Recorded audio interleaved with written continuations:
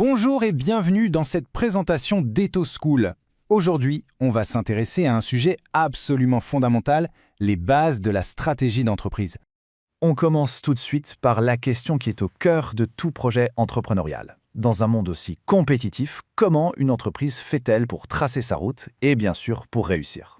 Eh bien, la réponse tient en un concept très puissant, celui de la boussole stratégique. C'est vraiment cet outil qui va servir de guide pour orienter chaque décision importante.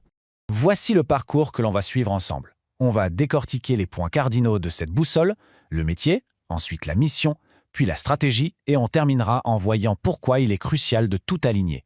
C'est parti, on commence avec le socle de tout. Le premier point, le métier. Il faut vraiment le voir comme le cœur de l'expertise de l'entreprise, son ADN. Pour le dire simplement, le métier, ça répond à la question « qu'est-ce qu'on sait faire de mieux ?» C'est cet ensemble de compétences uniques qui permet à une entreprise d'être non seulement présente, mais surtout d'être compétitive sur son marché. Et pour que ce soit bien concret, prenons un exemple que tout le monde connaît, L'Oréal. Leur métier est limpide, c'est la commercialisation de produits cosmétiques et capillaires. Toute leur expertise est focalisée là-dessus. C'est leur zone de génie en quelque sorte. On passe maintenant au deuxième point de notre boussole, la mission.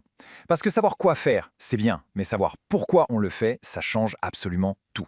C'est ce qui donne une direction, un sens.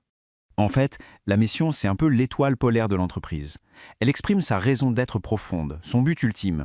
C'est ce pourquoi qui va inspirer et guider toutes les actions et qui va fédérer les équipes autour d'un projet commun. Si on reprend notre exemple de L'Oréal, regardez leur mission. Offrir le meilleur de la cosmétique aux femmes et aux hommes.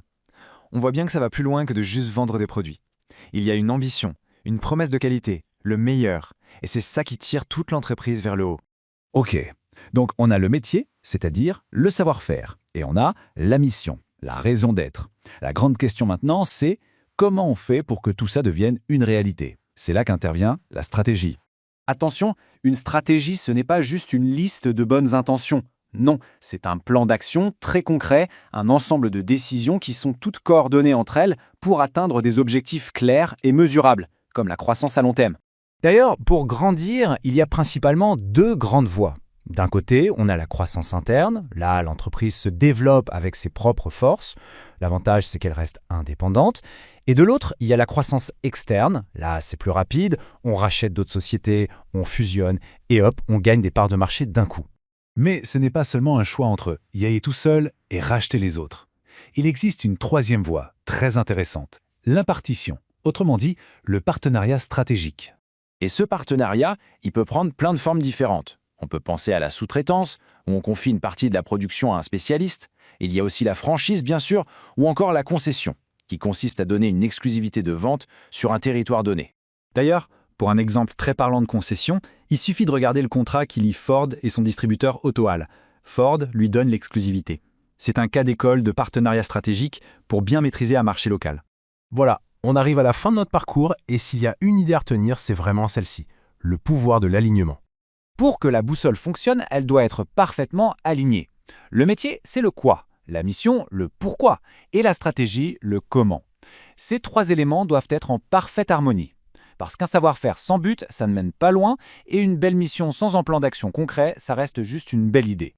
Et on va se quitter sur une dernière question pour réfléchir. Avoir une boussole claire et bien réglée, c'est essentiel, on l'a vu. Mais est-ce que ça suffit pour garantir le succès? Quels autres facteurs, peut-être plus imprévisibles, pourraient bien changer la destination finale du voyage?